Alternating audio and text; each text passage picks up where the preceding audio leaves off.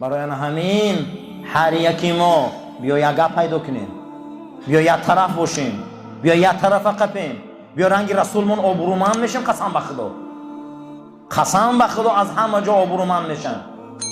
همون شبی که در غار حرا های ماه رمضان های شبای قدر های قرآن نازل میشوه، جبریل میبیا پیامبر آغوش میکنه. همون شبا بین آغوش میکنه در درون این اقرا گپ بده. در 5 آیت اقرا گپ بده، 14 عصر گپ بزنه تمام نمیشوه. همون شب میگه قچاق میکنه و حضرت رومی هم میره در مثنویش میبیاره. مصطفی را گفت آن الطاف حق، میگه قچاقش کرد وقتی جبرائیل به حضرت میگه گفت آخه عمری آدم ابدی نیست، من میمرم، اما این رسالت چخه میشوه، این دین چخه میشوه، این اسلام چخه میشوه، این آینده ای را که پیش میبره. میگه بعد در همین بیخ گوشش میگه جبرائیل گفت مصطفی را گفت آن الطاف حق، تو بمیری و نمیرد این سبق. شما میمری، گفت میری، لیکن این دین نمیمره. والله پیامبر همون روزی که از مکه برآمد ابوبکر خدی تا قبر، اون نویسنده اروپایی گفت است که عمر دروغ کوتاه است، اگر دروغ خوب دوام کنه 100 سال دوام میکنه نصف میشود، لیکن این مرد گفته 1400 سال است که یه بار اوج گرفته است. همون روز گفته این شهرش مکه برآمد، کی بودن گفته در اسلام آور؟ یک گودک بود گفته نامش علی، یک زن بود نامش خدیجه، یک مرد بود نامش ابوبکر، خودش بود 4 تا. ایرا اگر نصف میکردن همون روز نصف میکردن. اینا 4 کسک بودن. اما این برآمد مدینه رفت، روز برای فتح مکه 100,000 آدم قدی آمد.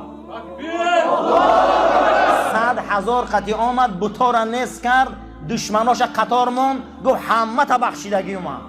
ای شما که من یگان چه خواهش ندارم، من میخوام که مکه در ندای اذان محمدی بلند شود. اما برای همین برادرو انما اعیذکم بالواحده، این پیامبری ما یگپه بوده که دین رو استواره.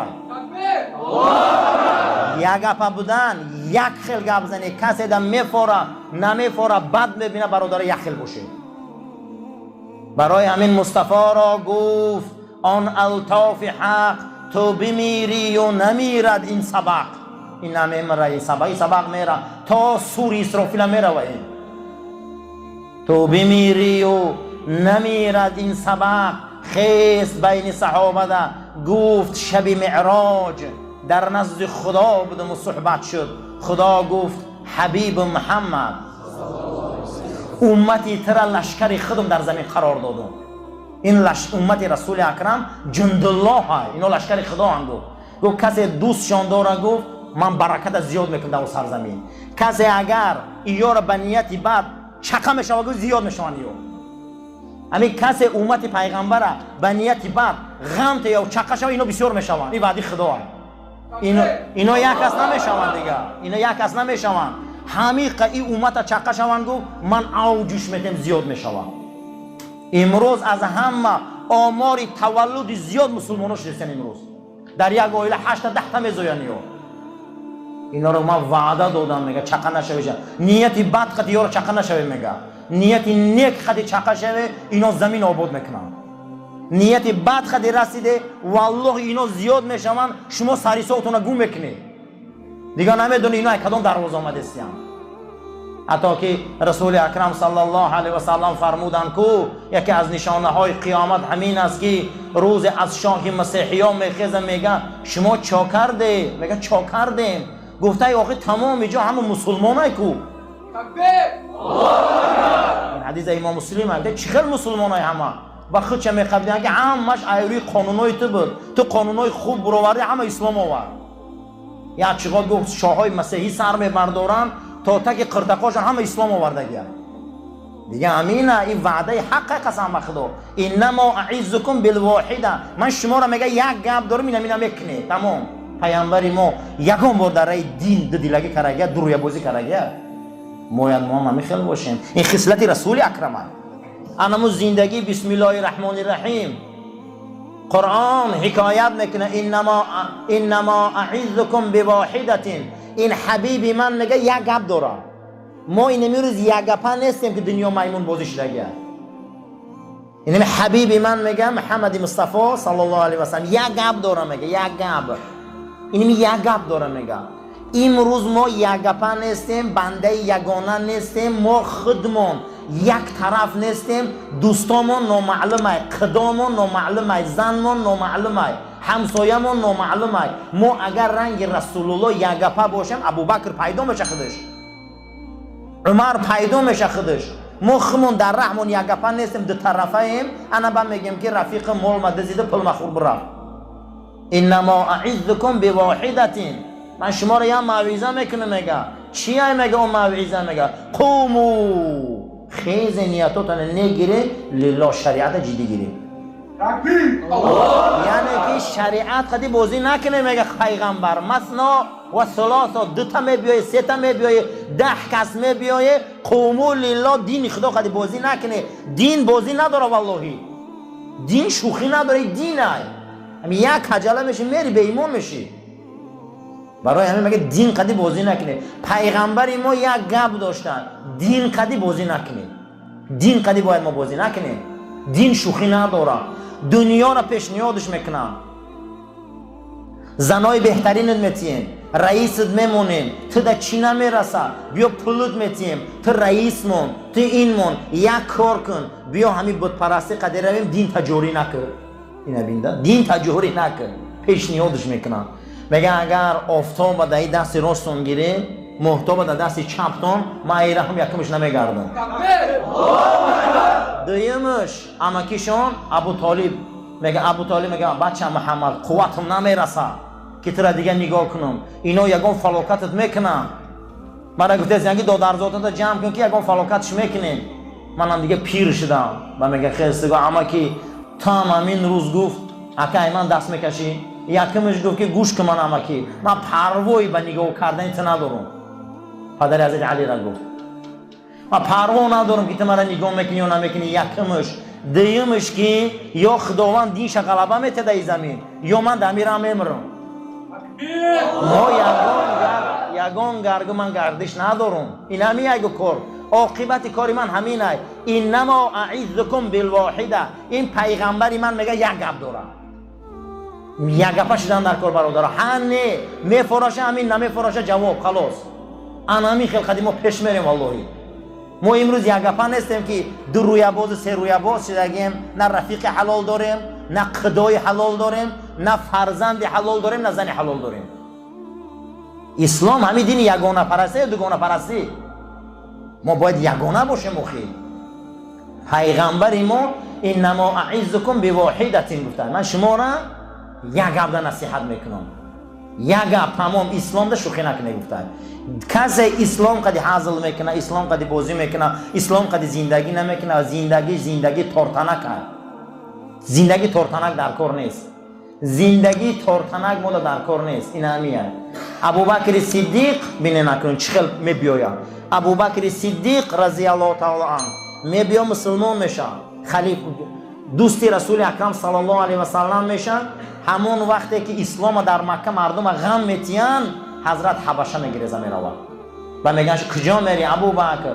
میگه زمین میرم که نام خدا را گفتند آزاد باشم.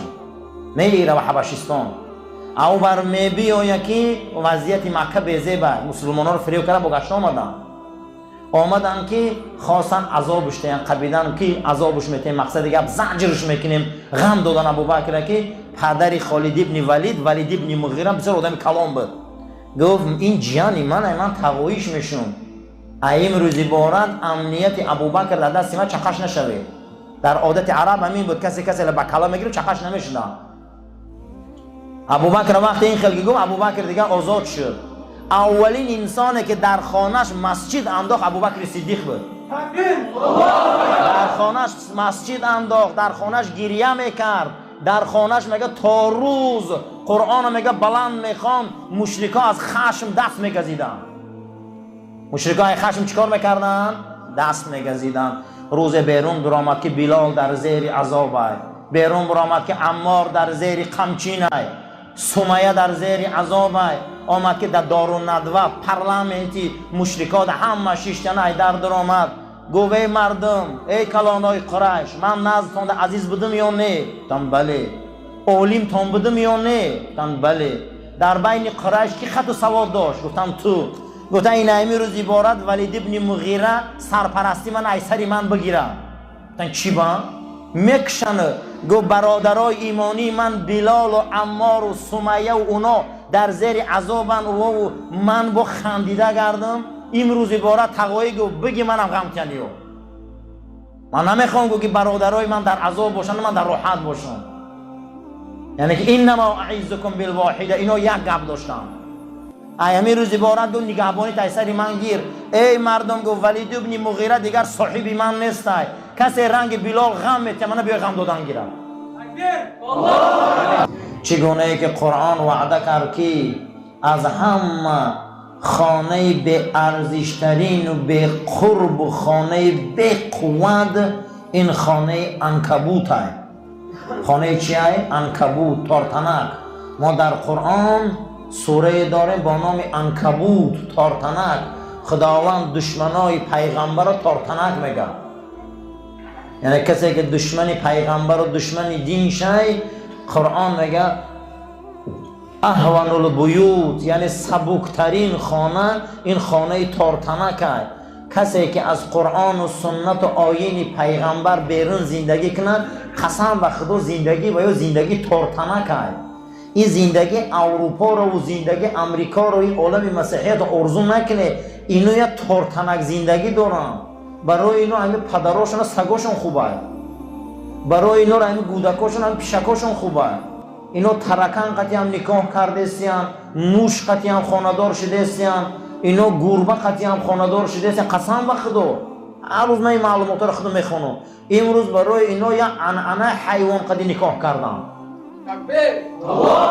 برای همین کسی که همین راه و روش غیر پیغمبر ده میروه والله زندگی تارتنک است. این بینه تارتنک که اگر همین دام میکنه دامش همین به نوک پنجه میکنیشه یا شمال میخزالی تارتنک همش دفع میشن با. برای همین که قرآن خود میگه که این زمین وارث و میراث برش این زمین صاحبش بنده های صالح خدا هم. باید همیشه ما بنده های صالح باشیم دعا کنیم که خداوندا در این شبای قبول دعا او بنده های صالح در تمام مناطق عالم اسلام اونها را سراشون بلند کردن نصیب و روزی گردان. این زمین باید میراث برش این زمین آباد کنندش بنده های صالح خدا هم. چگونه ای که خداوند در زبور با داوود علیه السلام امر کرد که داوود این زمین بنده های صالح اداره میکنه. کجای ده یک آدم صالح میبینه، کجای ده یک آدم اصلاحکار میبینه، کجای ده آدم خوب میبینه، کجای ده یک کسی میبینه به خاطر دین خدمت میکنه. والله این شوخی نیست. انا میای وارث بری زمین میراث زمین و میراث انا همیا میبرن. این زندگی که اینا قسم به خدا کسی غیر برنامه رسول اکرم زندگی داره زندگی تارتنک است. اهون البیوت میگه این هیچ خانه ندارن. زندگی کردونی میگن همین کردون ده آب رسه ورم میکنن همین تکنیشه میکنن. 80-90 سال شوروی زندگی کردونیش خیلی زد همین خیلی پخت و پرخش که یک چوجهش نمون. برای همین هیچ محل به گفتار پیامبرت راه جوی سعدی میگه. یعنی در او عصر 12 سعدی ما را تعلیم میتیم به گفتاری پیامبرت راه جوی دل از تیرگی ها به پاکی بشوی. این دلای تاریک و رسوا شده را میگه و سنت این شستشو کن. خلاف پیامبر کسی ره گزید کسی زید سنت و برنامه این برایه و منزل مقصد نخواهد رسید. قسم به خدا مقصدش نمیرسد. همون روز برای پیغمبر شطور وعده میکنن یا ویشن می بیاین که در دهن غار تارتنک تنیده. یک تارتنک خاطر دشمنی پیغمبر را جمع میکنن. یک تارتنک تار تنیده گفتن اگر این غار میدونم تارتنک میکن. همون دشمنی غران و دشمنی سربر و سرخر با وجود که 2 کس آن رسید خود چه صدیق اکبر از ابوبکر صدیق میگه که اگر همین پایانی پاشون نگاه میکردن قسم به خدا ما رو میدیدن، که ما رو ندیدن آن روز در غار ثور. امام بخاری روایت میکنه حدیثی که وقتی که ابوبکر صدیق پیامبر اکرم سرشان در زانوی ابوبکر صدیق موندگی بودن که ناگهان و یحرک بوادره، بوادر گفته قفسهای سینه رو پس و پیش میگن، هم خیلی پس و پیش ابوبکر صدیق میگه میلرزی از وحم و ترسه که عوض میخپن مونا. همین حالت میگه یکی از مشرکات درونی غار پیش ما در آمد، رو به روی ما آمد میگه پیشاب کرد. ابوبکر صدیق میگه رو به روی ما آمد پیشاب کرد. من قد حضرت ششتگیم، من میگه اگر جموم میگم حوضی میبینن، جموم حوضی میبینن. بعد از او گفتم حضرت ما رو میبینن، میگه پیامبر پروا نداره بود، میگه پیشابش شکست گشت رفت، گوی ما رو ندید. گو ابوبکر الان این غار و بیرونی او چنان با بال ملائک پیچاندگی که کسی ما رو نمیبینه. همین خیلی غار ثور با نیروهای آسمانی پیچاندگی هم که اینا کورنگ و دیگه ما اوتره دیدن نمیتونه این ساعت ها. این چشمه که میتونه نورشه با بخواه میگیره، بخواه کورود میکنه، هیچی را نمیبینی. برای همین خدای ما را از زندگی تارتنک نجاته.